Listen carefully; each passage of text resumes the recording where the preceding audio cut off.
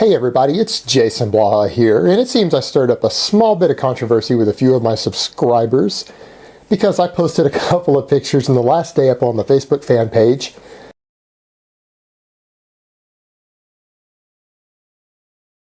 Which, by the way, if you look at the link down below, that's where you can ask your questions for the Monday Q&As for tomorrow. And then this morning, I posted a picture of a gorilla beating a leopard.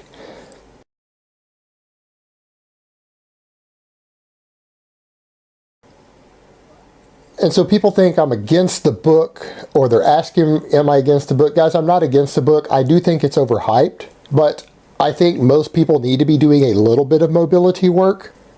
However, I don't think doing tons of mobility work is the answer to your problems. I think most people's mobility issues can be solved with less than 5 minutes of mobility work a day. And then once you have resolved those issues, maybe 5 minutes 3 times a week of mobility work just to keep your mobility up is good. But for most people, your muscle imbalances and your flexibility and your mobility issues are a result of really muscle imbalances and muscle weaknesses. It's because people don't focus on their posterior chain enough. They don't focus on things like the rear delts enough. They don't strengthen their core and their erectors enough. And they don't do full range of motion lifts on big, heavy compound movements. I think this contributes far more to injuries, both in the field and in the weight room, than I think true lack of mobility because you don't do mobility work. And I'm not saying you shouldn't do some. I do my own mobility drills. I have my wife do mobility drills, but they do not make up a large part of my routine. Again, it's something I spend maybe 10 to 15 minutes a week doing. And I don't think a person needs to spend 30 minutes in one session doing mobility work any more than I would recommend the average person to do 20 sets of heavy barbell squats in a session. It's just not necessary.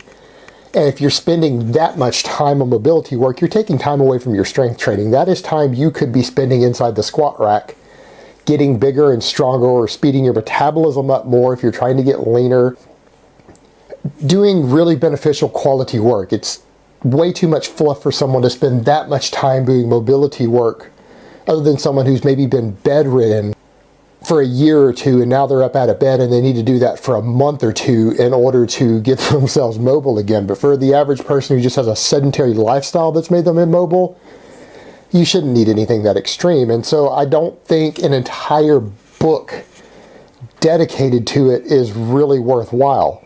But if you want to go buy the book, go buy the book. I'm not going to tell someone not to go buy the book. I'm not going to tell people that mobility work isn't useful. But I do think this book has been a little overhyped. And I do find the name amusing because all I want to scream when I see the name is that, no, man, you guys need to focus on being an alpha silverback gorilla, not a floppy pussy. Because that's just the way I think. When I saw the word supple leopard, the immediate image that came into my head was floppy pussy.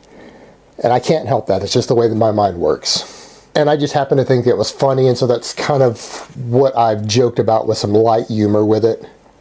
Although I am going to poke fun at CrossFit for just a minute here. I think CrossFit does some good stuff, and I think it does some bad stuff. But anyone who's going to associate themselves with CrossFit, they want to talk about injury prevention. They need to clean out all the bullshit out of CrossFit, rather than too much focus on writing a several hundred-page book on mobility. And here's why. Most people who are in CrossFit do high-rep Olympic lifts to failure, and they do those flop-ups, those kipping things. And anyone doing either one of those, or any coach who would have anybody do either one of those things, doesn't give a fuck about their safety. You are actually trying to hurt those people. You're intentionally injuring people if you have them do either one of those things. It's fucking stupid. They want to be concerned with injuries rather than writing long books on mobility. They need to write long books explaining why anybody who does those kippings is a fucking moron, and why any coach who would have someone do high-rep Olympic lifts to failure is also a fucking moron. That would help prevent injuries a lot more, in my opinion. But again, that's just my opinion. Alright guys, that's really all I have to say on that today. I hope it has been informative, and I will talk to you next time. But let me give you guys a bicep shot before I go. And look at that. Alpha silverback gorilla, not a floppy pussy. No offense, back puss.